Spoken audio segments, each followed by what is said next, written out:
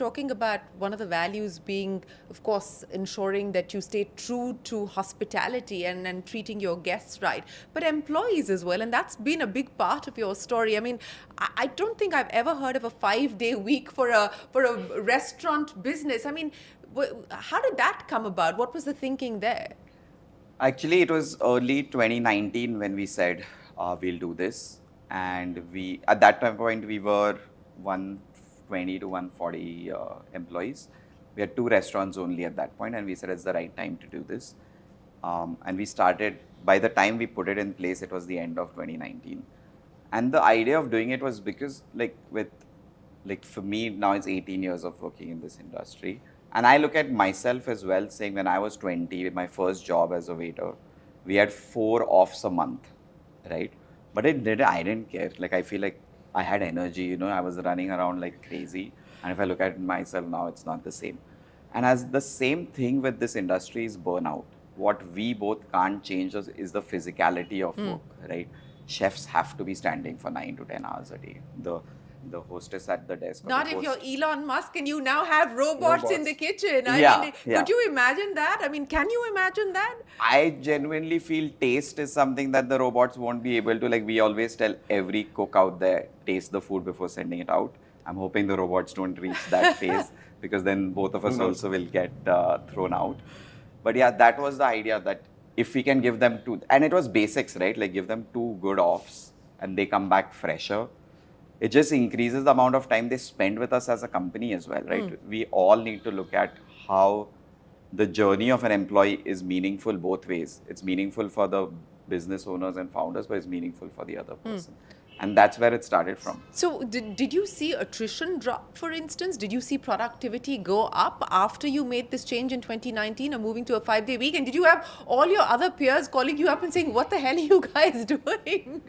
So till now, I've had a couple of peers ask how we do it so that they can also figure out the structure of it. It's interesting because we've had to have a conversation with the team members on this, right? A big part of, as an employee, or remuneration in this industry is also tips, right? Now, if I have to do a 5-day work week, increases the workforce and reduces the amount of tips per person. So to ask them, how do we want, so bringing them into that conversation truly helped. We've had definitely people stay with us longer, right? So attrition does drop over time. But what I tell people is, when people ask us this, I was like, it's not going to happen in your first 2 years, because even getting the message across takes time, right? And after that, we've kept evolving. So we do something called as the founders meet, when we are talking about these 6 values, and we say an employee within 6 months, all 620 of them, at some point need to meet us in the first month itself. So we do sessions with 20. And I remember at the end, we always open it up to questions. And the youngest, like a girl, asked us this question saying, what is Hungering doing for mental health? And this was right after COVID. And at that point, we used to work with a company which had a helpline for our team members where they could call and talk to it. And I was like, we have that. Is that the best thing we're doing? No. And I was also open to say, I go for therapy and I know how important it's to me. So I asked her, do leaders in your briefing talk about it? And she's like, some leaders do talk about it and they tell. But she's like, I don't want to call a person and just speak to them about my problems. I need to know who that person is. So I was like, okay, I don't have something. Give me a year to work this out. So the next year, working with our people team, the first thing was, if we are working with an insurance provider, they will cover all mental health requirements. So it's about thinking for the future and also being honest to the team that I can't do this now for you, but I will work towards it.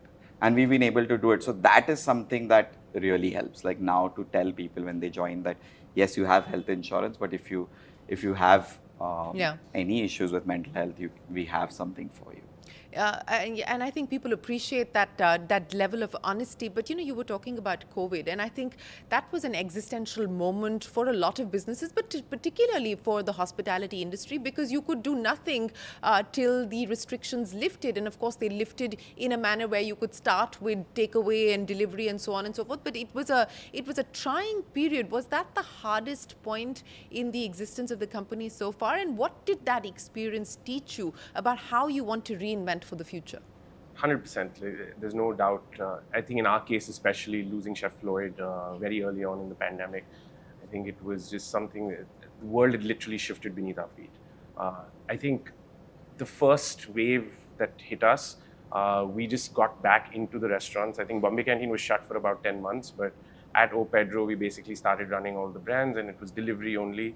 And we just started in some way, shape, or form. But slowly, as restrictions lifted, I still remember I think we were putting plants in between tables at that time to allow for The right distances, right yeah, distancing, yeah. and there were all sorts of fun solutions being thought of with the 50% occupancy restrictions. The second wave, when it hit us, we truly said that how do we take this on our terms? And I think we went back to what makes us happiest. We are happiest when we are creating. And as we were thinking about what we should be creating, we also realized what we were missing. We were missing that joy, and we were missing the comfort of like just great food coming to you, right? Think about it. At that time, for social interactions, we all had Zoom. Yeah. For entertainment, we had moved to Netflix and Yes. all that. But food still had to be delivered to your home, and Yeah. we were like, how can we bring that newness to the food? So Yash, me, and the team sat down in my living room, and we basically spitballed ideas for a whole afternoon, and we just decided every 30 to 45 days we'll create a new brand, online, of course. So it started off with the Sandwich Shack, it went to Pita Shack, which was Mediterranean food, it went to King Indian Fu Canteen, which was Indian Chinese, it went to Thai food.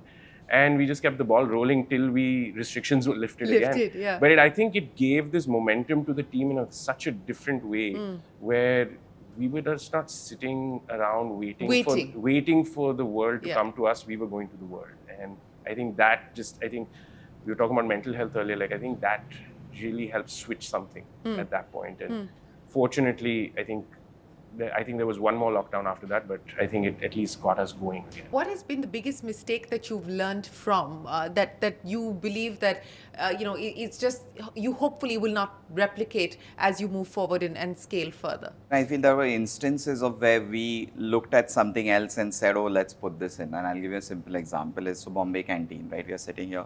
Restaurants in India function lunch and dinner. Yeah. So and you want to make them sweat through the day.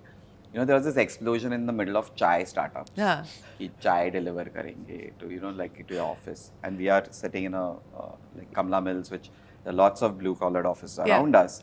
So we're like, oh, even our team is doing nothing during Chai deliver karte. Chai delivers. So, and overthinking happened. We made like 15,000 of these really nice looking cups. And we went out and found like at that time, text, when you used to, our last 4 digits should say chai. So got a 1-800 chai. Yeah, like, and our team will come to your office with like chai and a hot mawa cake, because we used to make mawa cakes. And we launched it. We did this huge campaign for it, like, and we sold like 8 cups the whole year. That's all. Yeah.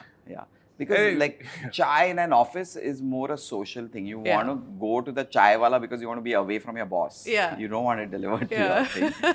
And you don't want to pay 100 rupees for it. No. You want to pay 10 rupees for it, and you want to have a smoke with it. So understanding the social context of certain things. So like whenever you look outside and say, oh, someone's doing that, let's do it. Take a pause and like think about it. And does it really work within your brand? Does it work within? So I think that moment, and we've written some of our case studies down just to like tell our team about it, that we've learned this the hard way. So try not making the same mistake. So what are some of the other case studies? This is interesting stuff. 1-800 chai is a fabulous case study that people should take away from. It all boils down to context, right? Like, and I think one of the things we've learned, to your earlier point, is like, how do you constantly question why should this exist in India? One of the case studies which happened very early on was, as soon as we signed Bombay Canteen, our landlord sat me down, again over chai, but he was like, Sameer beta, ek cheez yaad rakhna, Lala is desh mein Bentley khareedne bhi jata hai to pehle puchta hai mileage kitni. That's true. It's a great lesson in pricing in India. Yeah. Like, irrespective of which strata of society you're from, you're constantly looking at value, and that has informed pretty much what we have done across every brand. Once you're able to establish value, you can sort of go up that sort of pricing curve, but not in the beginning. So Bombay Canteen, O Pedro, Veronica, Papa's, is there a favorite? My favorite, O Pedro. Really? Why? We started. I thought you'd give me like, no, we don't have No, I favorites. do. Now I realize this will be shown to my team members also because they know I say it in meetings and maybe I shouldn't have said it. But it is, to quickly give you the reason why we did Go and Food is BKC for people listening, Bandra Kurla Complex is like glass and steel buildings. It's like the commercial district of India, of Bombay, but it doesn't have a soul. Right? Bombay's architecture is Art Deco. Like there is history to it, and there's always a soul to it. And we said that we've always said it that if we start a brand in a location, lunch is what pays the bills. You have to make the community, the neighborhood around you to come there for lunch. And we're like, people who work in these glass and steel buildings, like it's cool to have this corporate office for a week. Yeah. But like a month later, you are like sleeping on your keyboard during lunchtime.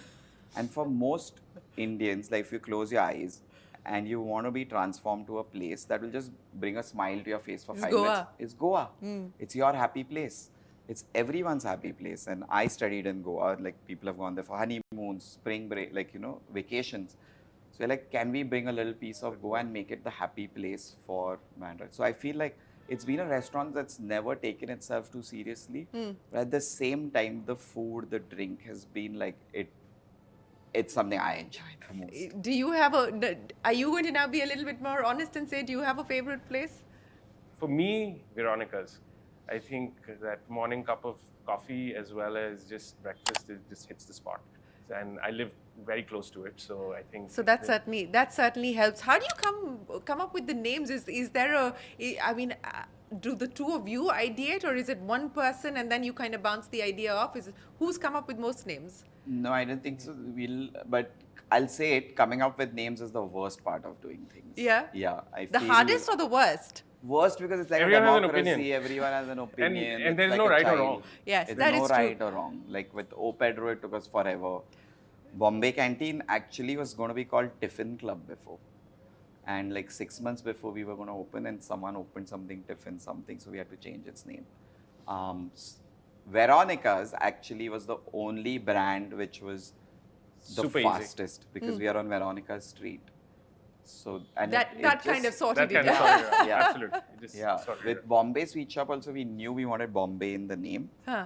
We've tried I think we've done Sweet Mart, Sweet, just Bombay Bombay Sweets, Barfi. Bombay Barfi, Bombay Indi, it took too long. Many versions of many Bombay. Correct. Yeah. And then finally, so are we going to see a Delhi sweet shop anytime soon? It'll be Bombay Sweet Shop in Bombay sweet shop In in Delhi. Delhi. In Delhi. So Nice. none of your Delhi upbringing is going to be converted into a restaurant No, or much to my a parents. product of any kind. Yeah, No. they've been trying. But Sweet Shop will definitely get there. And never say never, right? Like Yeah. I think there will. I think opening restaurants is not an easy business, as we were No. talking. That's why I think Bombay Canteen, O Pedro, Papa's, they'll all have their roots in Bombay because I think it allows us to control that consistency and which allows people to keep coming back for more. The moment you go geographically wide, it just becomes harder.